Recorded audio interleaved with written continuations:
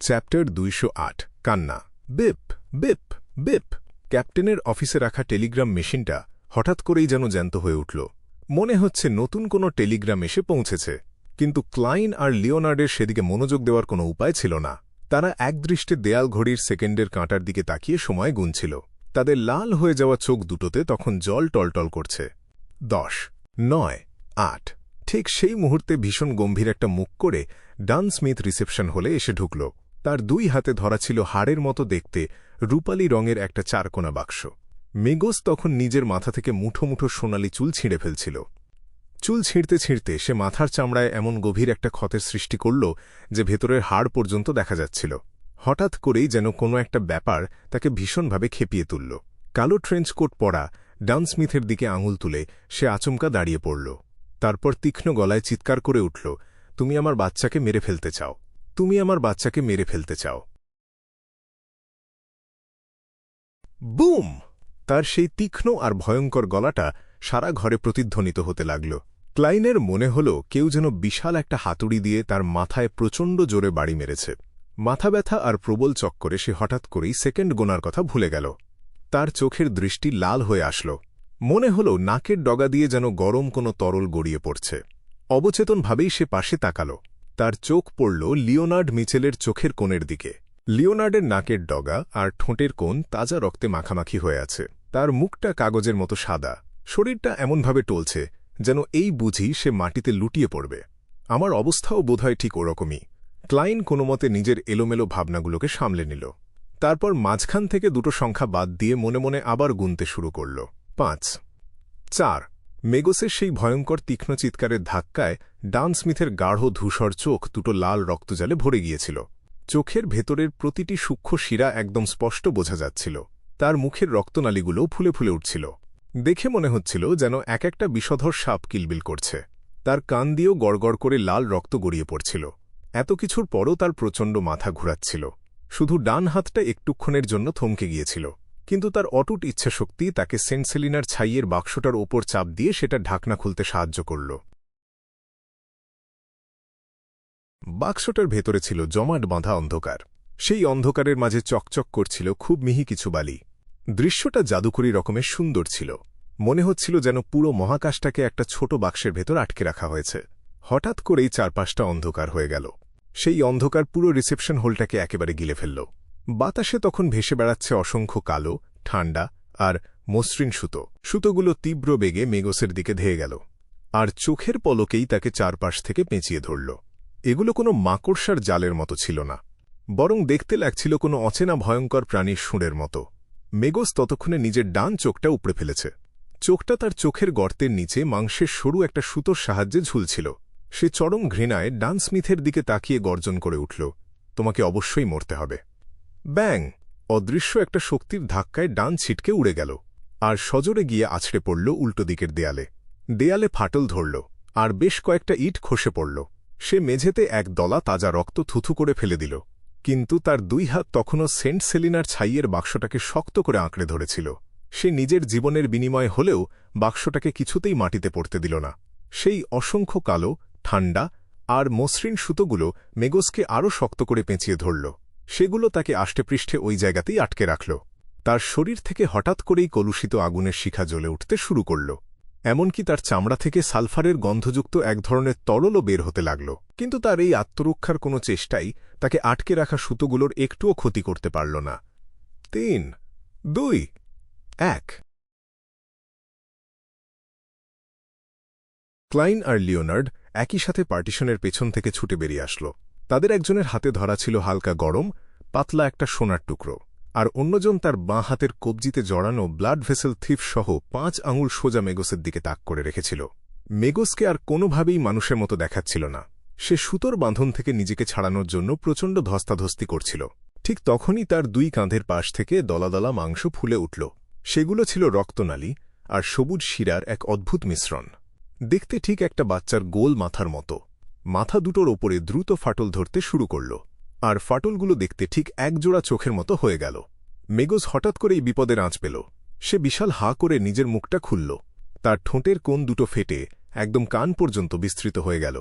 যারা তার সন্তানের ক্ষতি করার চেষ্টা করছে সেই সব শত্রুদের ওপর সে ব্লাসফেম কার্ডস প্রয়োগ করতে যাচ্ছিল।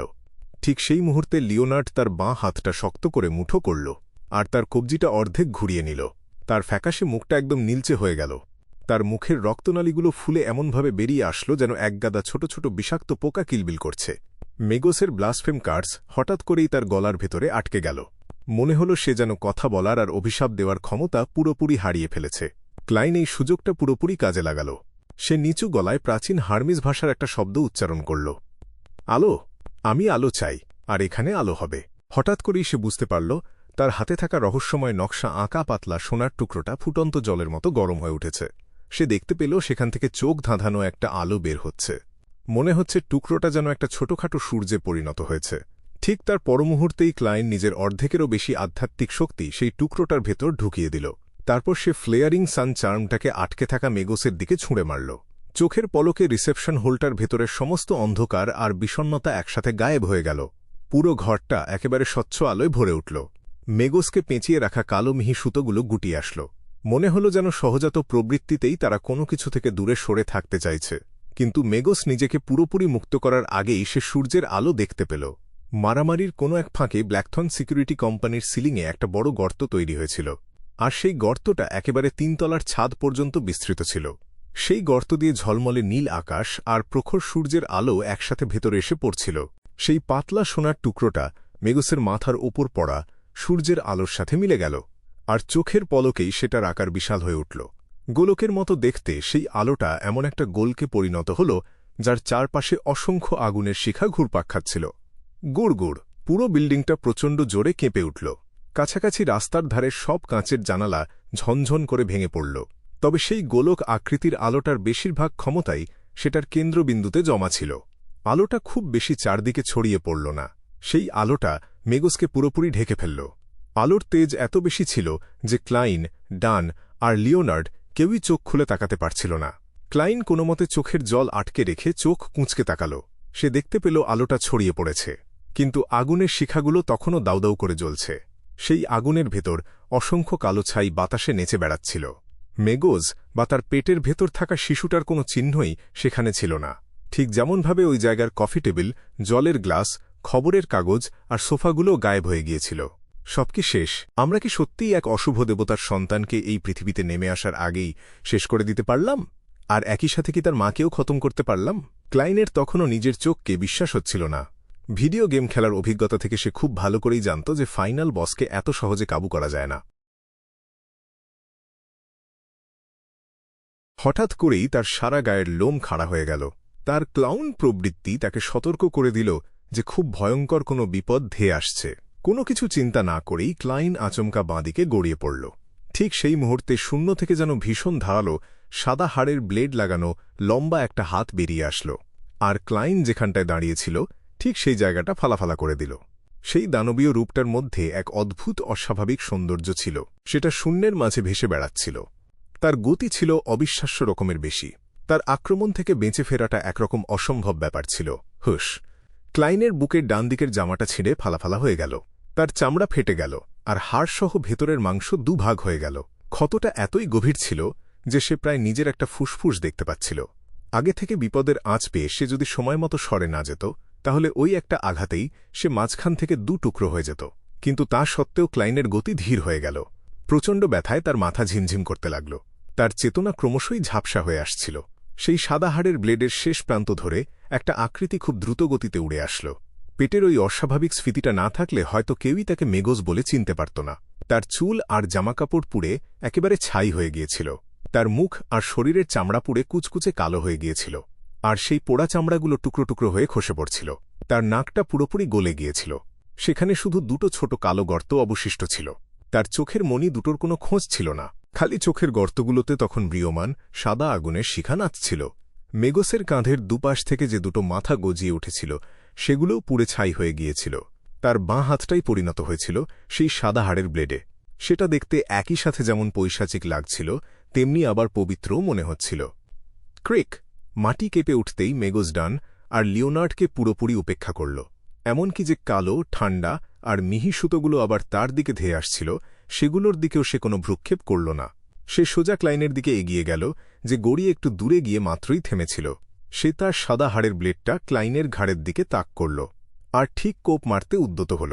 হঠাৎ করেই সে একটা গলা শুনতে পেল, যে গলায় চরম ব্লাসফেমাস একটা সুর মিশেছিল। আত্মসমর্পণ করো। লিওনার্ড তার বাঁ হাতটা তুলল আর নিজের হাতের তালুটা মেগোজের দিকে তাক করল। তার কবজিতে জড়ানো সিল্ড আর্টিফ্যাক্ট 2105-এর রূপ পাল্টে গিয়েছিল। সেটা আর আগের মতো মোটা ফ্যাকাশে আর রক্তমাখা রক্তনালী ছিল না। সেটা ফুলে ফেঁপে এমন একটা টকটকে লাল অন্ত্রে পরিণত হয়েছিল, যেটা দেখে মনে হচ্ছিল এই বুঝি ফেটে যাবে। ব্লাড ভেসেল থিফের সাহায্যে লিওনার্ড খুব সফলভাবেই মেগোসের ব্লাসফেম কার্স চুরি করে নিয়েছিল, আর এখন সে মেগোসের নিজের ক্ষমতা দিয়েই তাকে নিয়ন্ত্রণে আনার চেষ্টা করছিল। একমাত্র তার লেভেলের কোনো ক্ষমতাই এই মুহূর্তে কাজে আসতে পারত। ব্লাসফেম কার্সের প্রভাবে মেগোসের কোমর নুয়ে পড়ল। তার হাঁটু দুটো তখন থরথর করে কাঁপছিল। তার সমস্ত নড়াচড়া একেবারে থেমে গেল। আশপাশে থাকা কালো সুতোগুলো তাকে এমনভাবে ঘিরে ধরল যেন তারা খুব সুস্বাদু কোনো শিকার খুঁজে পেয়েছে। ক্লাইনও এই সুযোগে উল্টো দিকে গড়িয়ে সরে গেল। তার যাওয়ার পথে মেঝেতে তাজা লাল রক্তের একটা দাগ বসে গেল। যাই হোক, এইটুকু সময়ের মধ্যে সে নিজের চরম ব্যথা থেকে একটু স্বস্তি পেল। সে সাবধানে নিজের হাতটা পকেটের ভেতর ঢোকাল। পকেট থেকে সে তার কাছে থাকা শেষ ফ্লেয়ারিং সান চার্মটা বের করে আনল। মেগোস যখন এক জায়গায় স্থির হয়ে আছে, তখন সে এই সুযোগটাকে কাজে লাগাতে চাইল, একেবারে চিরতরে তাকে শেষ করে দেওয়ার জন্য। যদি সে কোনোভাবে বাচ্চা জন্ম নেওয়া পর্যন্ত টিকে থাকতে পারে, তাহলে তার ফল যে কতটা ভয়ঙ্কর হবে সেটা তাদের কল্পনারও বাইরে। বুম! মেগোসের মাথাটা নিজে থেকেই বিকট শব্দে ফেটে গেল। তার পোড়া চামড়া আর মাংস চারদিকে ছিটকে পড়ল, কিন্তু তার মাথা কাটা ধড়টা এই সুযোগে ব্লাসফেম কার্সের প্রভাব থেকে নিজেকে মুক্ত করে ফেলল। বুম! মেগোসের পোড়া শরীরটা একটা গোলার মতো লিওনার্ডের দিকে ছিটকে গেল। যেহেতু ব্লাসফেম কার্স জোর করে ভেঙে দেওয়া হয়েছিল, তাই লিওনার্ড কিছুক্ষণের জন্য ওই জায়গাতেই জমে গিয়েছিল। সেই মুহূর্তে ডান স্মিথ তখনও সেন্ট সেলিনার ছাইয়ের বাক্সটা শক্ত করে ধরে রেখেছিল। তার মুখটা অস্বাভাবিক ফ্যাকাশে দেখাচ্ছিল, আর নতুন করে তৈরি হওয়া কালো ঠান্ডা সুতোগুলো তখনও মেগোসকে পুরোপুরি ঘিরে ফেলতে পারছিল না। কুইক! মেগোস সজোরে গিয়ে লিওনার্ডকে ধাক্কা মারল। ধাক্কার চোটে লিওনার্ড গিয়ে আছড়ে পড়ল দেয়ালে। সেই প্রচণ্ড ধাক্কায় দেয়ালটা হুড়মুড় করে ভেঙে পড়ল। লিওনার্ডের হাড়গোড় মড়মড় করে ভেঙে গেল, আর তার মুখ দিয়ে অনবরত রক্ত বের হতে লাগল। কোনোরকম ধস্তাধস্তি করার ইচ্ছে জাগার আগেই সে সাথে সাথে জ্ঞান হারিয়ে ফেলল। মেগোস তার সাদা হাড়ের ব্লেডটা উঁচু করল, কিন্তু সেন্ট সেলিনার ছাইয়ের বাক্স থেকে বেরিয়ে আসা অসংখ্য কালো সুতো তাকে আবার ঢেকে ফেলল, আর তাকে মাটিতে পেঁচিয়ে ফেলার জন্য উদ্যত হল। নিজের ক্ষতের দিকে নজর দেওয়ার মতো বিলাসিতা করার সময় ক্লাইনের ছিল না। সে খুব দ্রুত পাতলা চার্মটা বের করে আনল। সে যখনই প্রাচীন হার্মিস মন্ত্রটা উচ্চারণ করতে যাবে, ঠিক তখনই সেই গভীর অন্ধকার আর শান্ত ঘরটার ভেতর হঠাৎ করে একটা শব্দ শোনা গেল।